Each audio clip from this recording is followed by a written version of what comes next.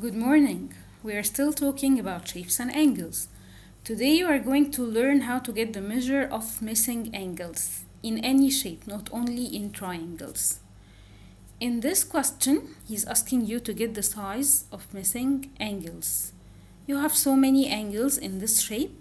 Please, before we start to answer, use your pen or your pencil to point at the letters on the shape that we will use so you can concentrate in all steps. This shape is a parallelogram.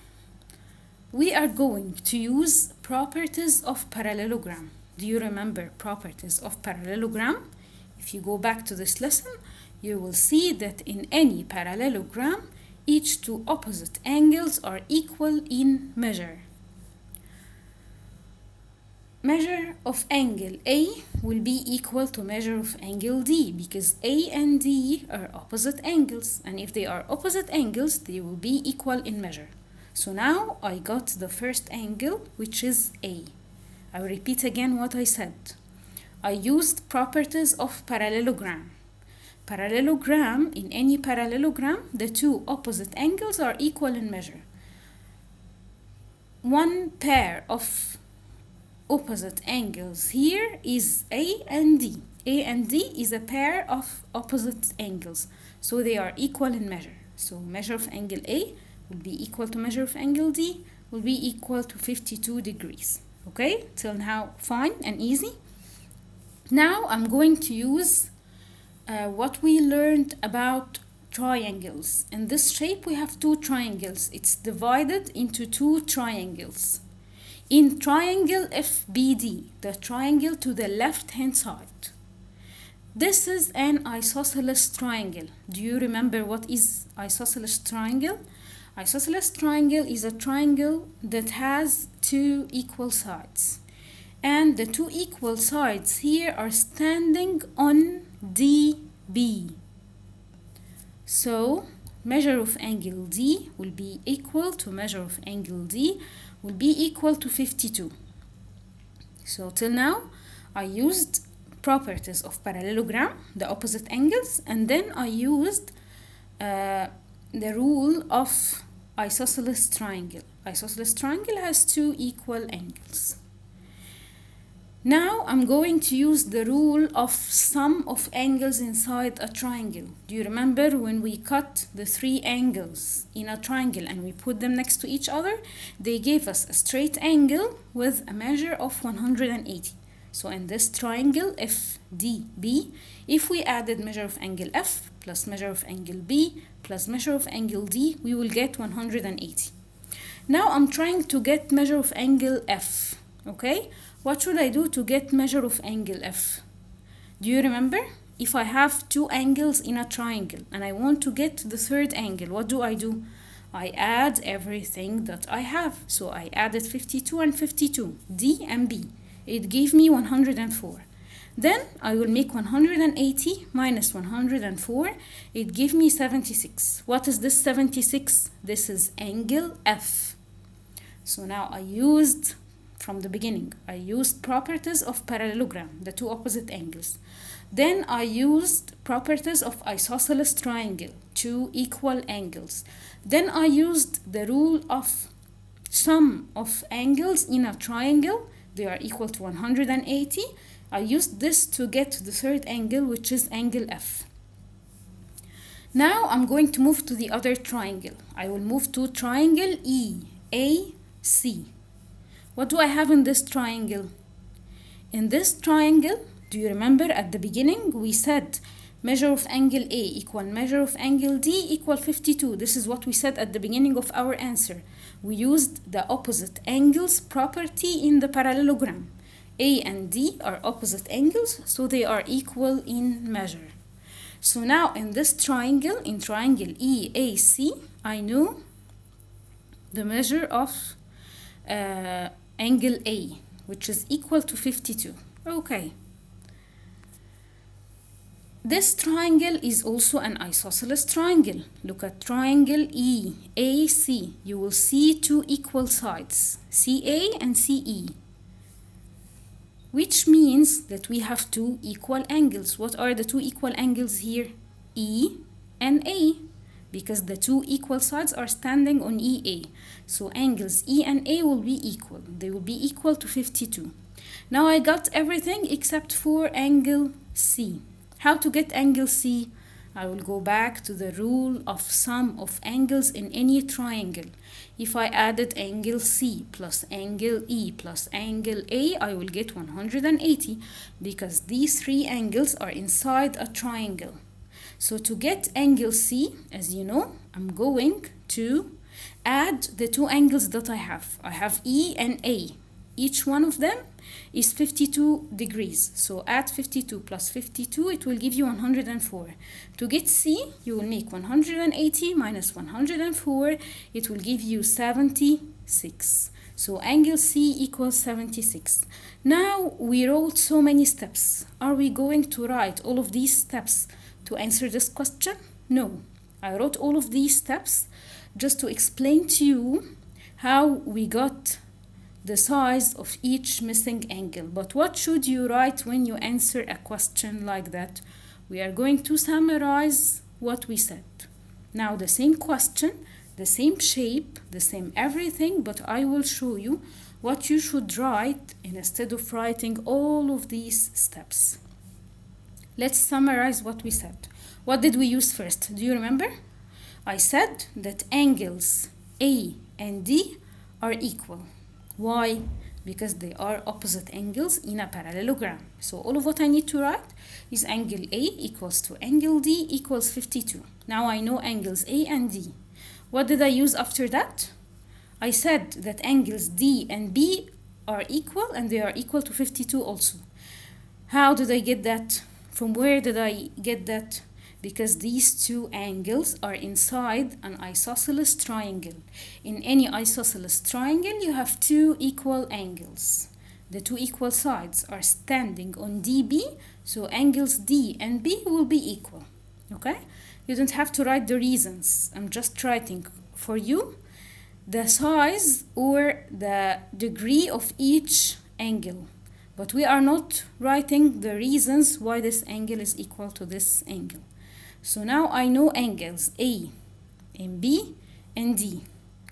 What did I do after that? I tried to get angle F. I tried to get the third angle in the first triangle. To get the third angle in any triangle, you make 180 minus what you have. I have 52 and 52, B and D. Add them together, they will give you 104. So angle F will be 180 minus what I have, the 104, it will give you 76. Now I got A and B and D and F. Okay, I will move to the other triangle. At the beginning, I said E and A are equal. Why angles E and A are equal? Because they are inside an isosceles triangle. So I said that E and A are equal to 52 degrees. Now I have only one missing angle, which is C, the third angle in a triangle. How to get it? The same way. If you want to get the third angle in any triangle, you make 180 minus what you have. So I make 180 minus 104. 104 is A and E together. It gave me 76. That's all. You don't need to write more than this. So in these steps, I wrote all the sizes of all angles I have in my shape. So I didn't write these steps that I showed you in the previous slide. I was just explaining to you the reason of each step. But here you're not going to write the reasons. You will write only the answers, and the reasons will be in your mind. Because of course, if you're writing anything without understanding, you will do mistakes. Okay? So I just wrote 5 steps. I got angles A and D together, D and B together, then I got F. Then E and A together, then I got C. Okay, another example. Calculate the size of the missing angles. I have this shape. The first thing, triangle AED is an isosceles triangle. Use your pen or your pencil to point, to concentrate. AED is an isosceles triangle. In the isosceles triangle, we have two equal angles. Where are the two equal angles? You say the two equal sides are standing on ED. So the two equal angles will be E and D. I don't know measure of angle E and I don't know measure of angle D. Do you remember in the isosceles triangle, if I have only one angle, I have angle A. Angle A is 90 degrees because we have a square on angle A, which means that angle A equals 90 degrees. How to get the other two angles, E and D? Do you remember? As I told you, you have to start with 180 minus what you have. So I have 180 minus the 90 that I have. What should I do after that to get E and D? I will divide what I got by 2. Why will I use division here? Because I have two equal angles. So this number that I got 90 is for both angles together, for E and D together. So when I divide it by 2, it will give me measure of angle E by itself and measure of angle D by itself. So this 45 is for E by itself and for D by itself. Now I got E and D and I have A. I have two more missing angles, G and F. How to get them?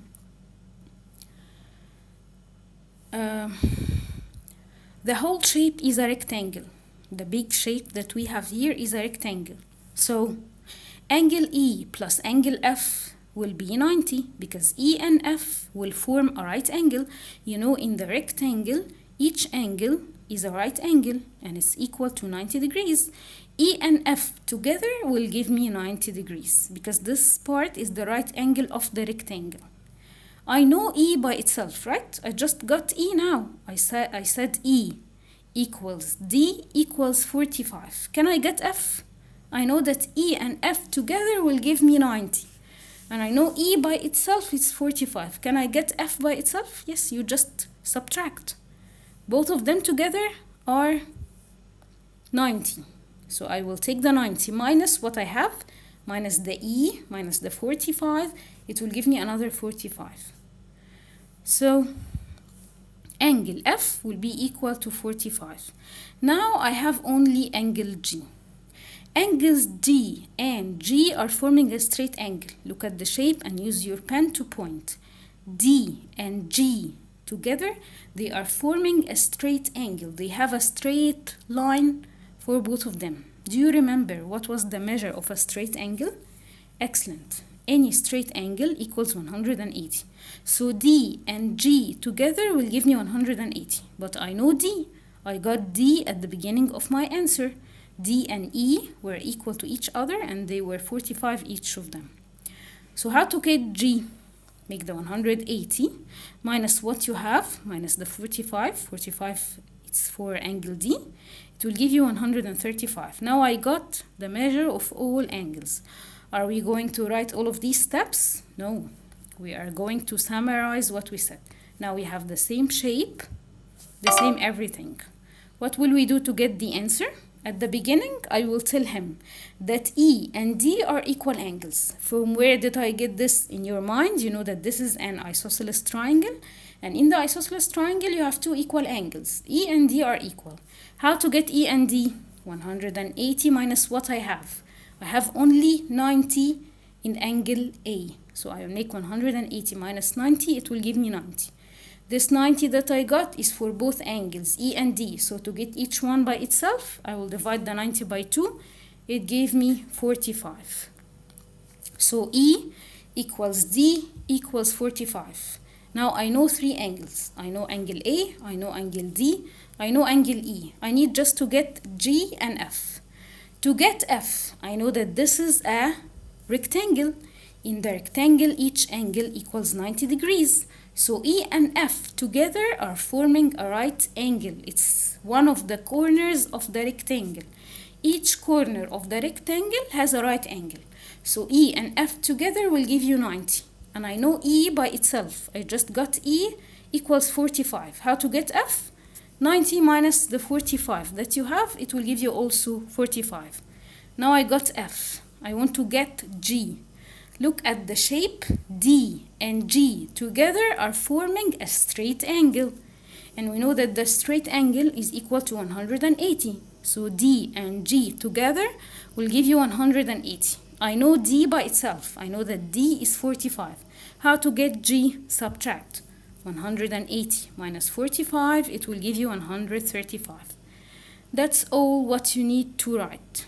Okay, don't write the explanation. I was just writing it to clarify for you and to help you to understand.